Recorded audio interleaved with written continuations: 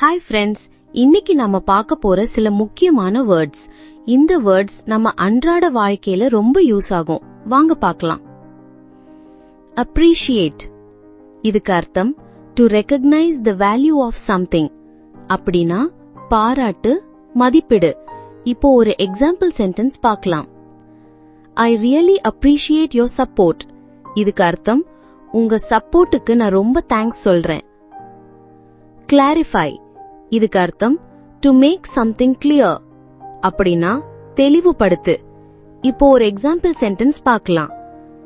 Good you clarify what you meant? இதுக்கு அர்த்தம் நீங்க என்ன சொன்னீங்கன்னு கொஞ்சம் தெளிவா சொல்ல முடியுமா? கன்சிடர். இதுக்கு அர்த்தம் to think carefully before making a decision. அப்படின்னா கருதி பார். இப்போ ஒரு எக்ஸாம்பிள் சென்டென்ஸ் பார்க்கலாம். We should consider other options too. இதுக்கு அர்த்தம் நாம மத்த ஆப்ஷன்களையும் யோசிச்சு பார்க்கணும். Interrupt. இதுக்கு அர்த்தம் to stop someone while they are speaking. அப்படின்னா இடையில் குறுக்கிடு. இப்போ ஒரு எக்ஸாம்பிள் சென்டென்ஸ் பார்க்கலாம். Please don't interrupt when I'm talking. இதுக்கு அர்த்தம் நான் பேசும்போது இடையில பேசாதீங்க ப்ளீஸ். Convince. இதுக்கு அர்த்தம் to make someone believe or agree. அப்படின்னா நம்ப வைக்க. இப்போ ஒரு எக்ஸாம்பிள் சென்டென்ஸ் பார்க்கலாம். He convinced me to take the job. இதுக்கு அர்த்தம் அவன் வேலையை எடுக்க என்ன சம்மதிக்க வச்சான். Complain. இதுக்கு அர்த்தம் to express dissatisfaction. அப்படின்னா குறை கூறு, புலம்பு. இப்போ ஒரு எக்ஸாம்பிள் சென்டென்ஸ் பார்க்கலாம். She always complains about the food. இதுக்கு அர்த்தம் அவ எப்பவுமே சாப்பாட்ட பத்தி குறை சொல்லிட்டே இருப்பா. போஸ்ட்போன். இதுக்கு அர்த்தம் டு டிலே சம்திங். அப்படின்னா பின்னோக்கி இடு. இப்போ ஒரு எக்ஸாம்பிள் சென்டென்ஸ் பார்க்கலாம். We postponed the meeting due to rain. இதுக்கு அர்த்தம் மழை பெஞ்சதால மீட்டிங்க தள்ளி வச்சிட்டோம். Suggest. இதுக்கு அர்த்தம் to give an idea or recommendation. அப்படின்னா பரிந்துரை செய். இப்போ ஒரு எக்ஸாம்பிள் சென்டென்ஸ் பார்க்கலாம். I suggest we leave early tomorrow. இதுக்கு அர்த்தம் நாளைக்கு சீக்கிரமா கிளம்பலாம்னு நான் சொல்றேன். Avoid. இதுக்கு அர்த்தம் to stay away from something. அப்படின்னா தவிர். இப்போ ஒரு எக்ஸாம்பிள் சென்டென்ஸ் பார்க்கலாம். Try to avoid eating too much sugar. இதுக்கு அர்த்தம் அதிகமா சுகர் சாப்பிடுறத தவிர்த்துடுங்க. Arrange. இதுக்கு அர்த்தம் to organize or set up. அப்படின்னா ஏற்பாடு செய். இப்போ ஒரு எக்ஸாம்பிள் சென்டென்ஸ் பார்க்கலாம். I will arrange a taxi for you. இதுக்கு அர்த்தம் உங்களுக்கு நான் ஒரு டாக்ஸி ஏற்பாடு பண்றேன். Improve. இதுக்கு அர்த்தம் to make something better.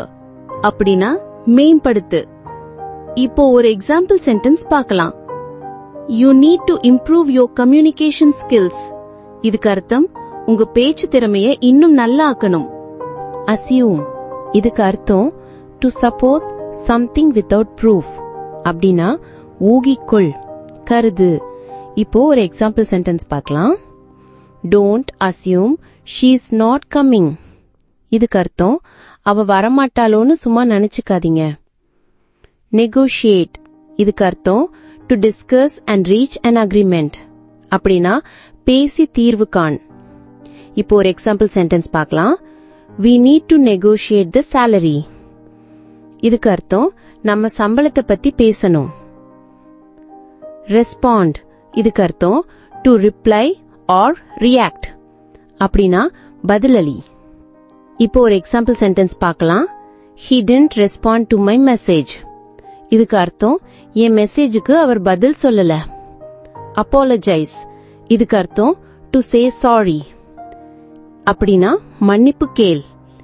இப்போ ஒரு எக்ஸாம்பிள் சென்டென்ஸ் பார்க்கலாம். I apologize for being late.